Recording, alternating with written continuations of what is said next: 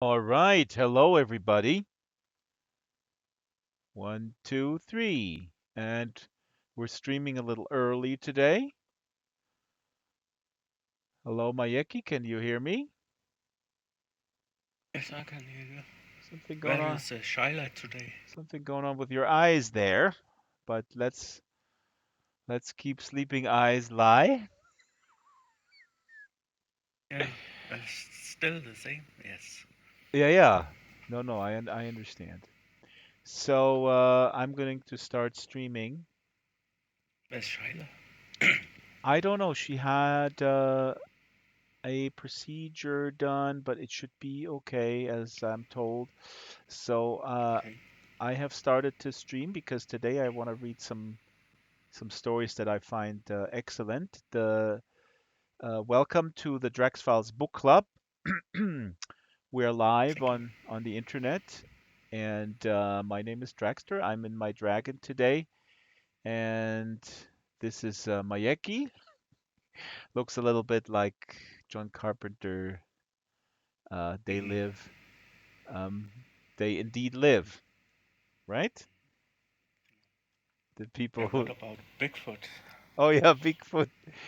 Um, so today the topic is contemporary shorts, and I wish that Shyla was here because she can talk a lot about um, short stories, and I hope that maybe in the future we'll have a practitioner of short story writing uh, come here sometime because short stories are very different from novels and larger forms. You drop in, you drop into a world. The world is built. The relationships are unfolding fast, and you get this little snapshot of what's happening. And sometimes short stories can be quite um, fantastic in their world building. And I often find myself in a situation where I read a short story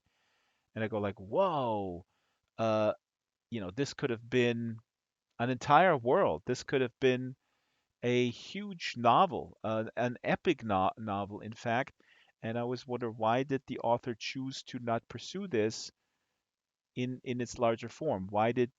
You know, why did he or she um, go like, okay, I'm going to just milk this idea as a short story? And I want to actually read today two short stories that I found. There is let me actually cut and paste this into the stream here. This is the first story that we're telling. I'm cutting and pasting this into the YouTube chat, and give me a second and I'll paste it into the chat at in World. This is a story by Tomris Uyar, who is a Turkish, or who was a Turkish writer. Uh, she passed away in 2003. That's what I would like to write. And then a little teaser. You can see here on the table a whole bunch of books. I'm zooming in by Joe Haldeman. Joe Haldeman is one of the most important living science fiction writers. I think this is without dispute. From the old school, he's been writing since before he was drafted to Vietnam. Then he was in Vietnam, and his essential book, out of many, is The Forever War. Here's the German version. Der ewige Krieg came out in 1974, and incredibly, incredibly important still. And Joe Haldeman is coming to Sansar this coming Friday. We're also going to read a short story by Joe Haldeman from his newer collection, A Separate War. So he is in his late 70s. He's still writing like a madman and publishing. Um, the book here on top is called The Hemingway Hoax, which is hilarious. I mean, this is I'm going all over the place as usual. So let's go back to start where where I wanted to start with a short story by Tomris Uyar. This is a quite a short story, and I think this is a great example of what you can do in the form, how quickly you can go into a world, and how quickly you can build drama and depth. This story is called Tell It to Me. 1. It happens once in a while.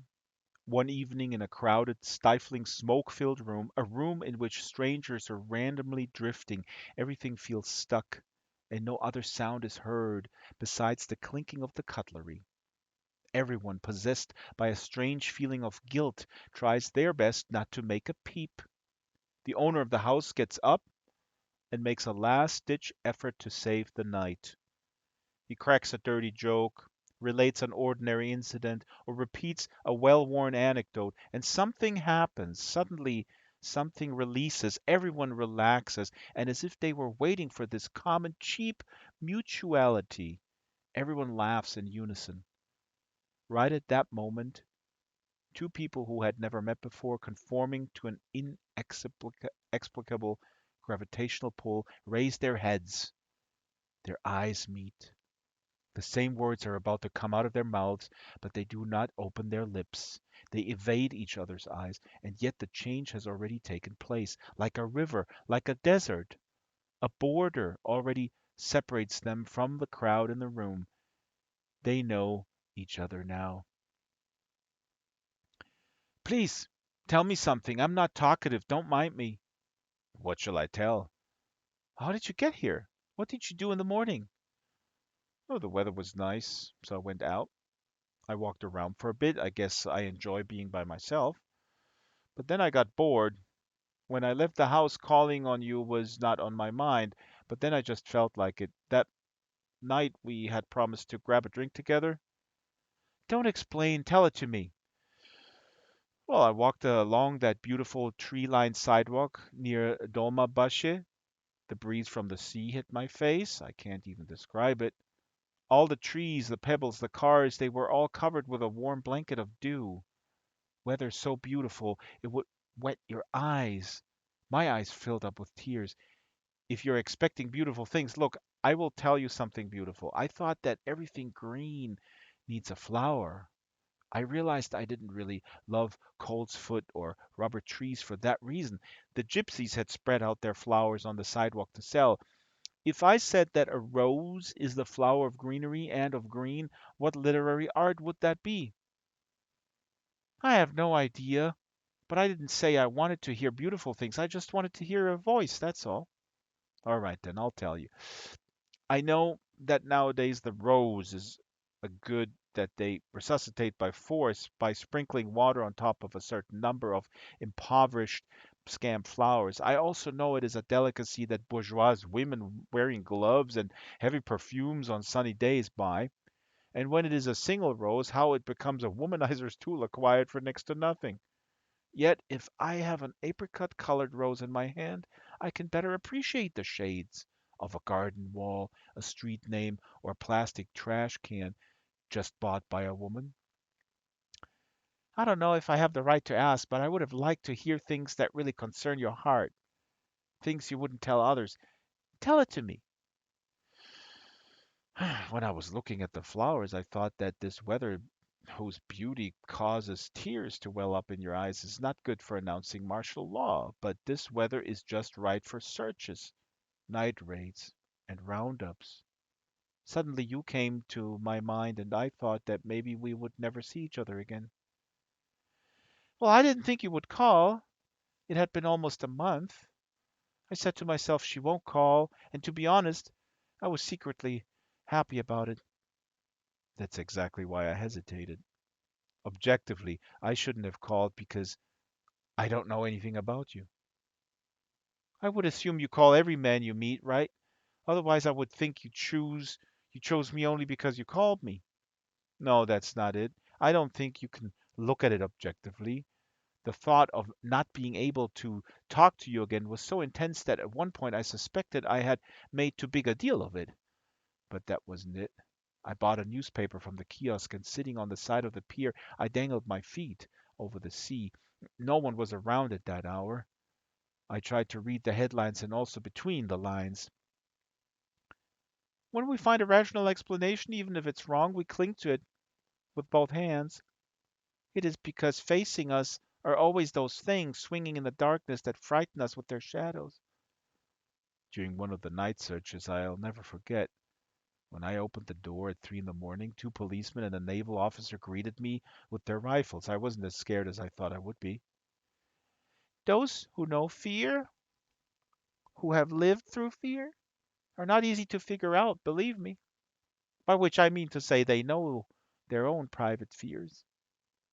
At the pier, I turned my face towards the sun and sat like that. It felt good. Everything I had put off, left incomplete, floated up to the surface. I decided immediately to complete them all.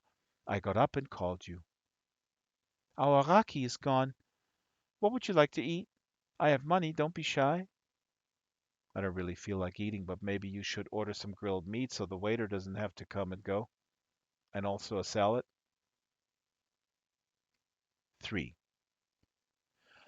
I'm sweating. My armpits are soaking wet. Why did I wear a turtleneck in this heat? As if I didn't know.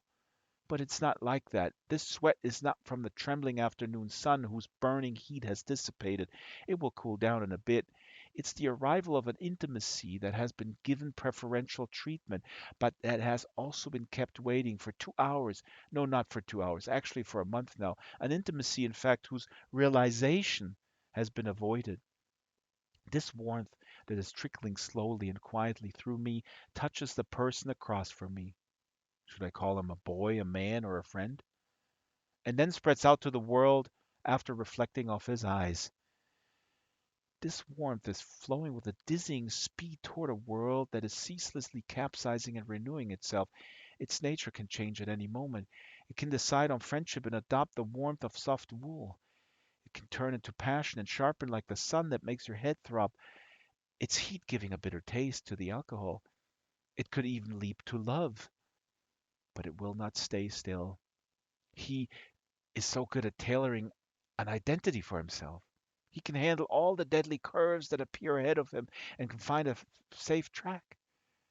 This sweat is a depth, an exuberance, an inebriation that has been borrowed from the world but made richer through others and which has been paid back to the world. The fact that the person across from me has shared similar moments and emotions with others, with other women, with other men, and that he will certainly share them again in the